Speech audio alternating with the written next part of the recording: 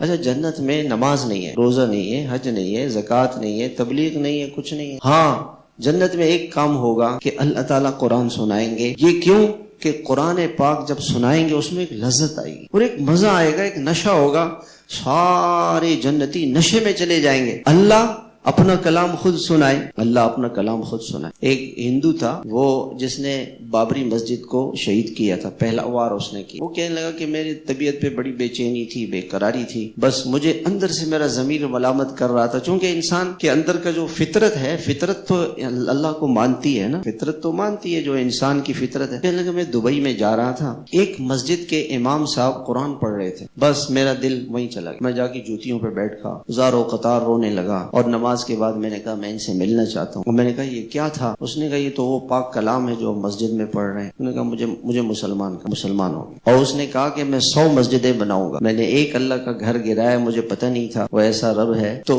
ایک ہندو اللہ کا کلام سن کر اس کے ہوش و حواس خطا ہو جائیں کسی انسان کی، اور جب اللہ تعالیٰ خود سنائیں گے بھئی کیا مزہ آئے گا۔ 8 لاکھ سال تک لوگ نشے میں رہیں گے، 8 لاکھ سال تک یہ اللہ کا دیدار ہوتا رہے گا، اور اللہ 1 to 1 ایک کو بلا کے براہ راست بات چیت کریں گے، سلام دعا کریں گے، بتاؤ میرے بندے خوش ہو کہ نہیں ہو، کیسے ہو، راضی ہو کہ نہیں ہو۔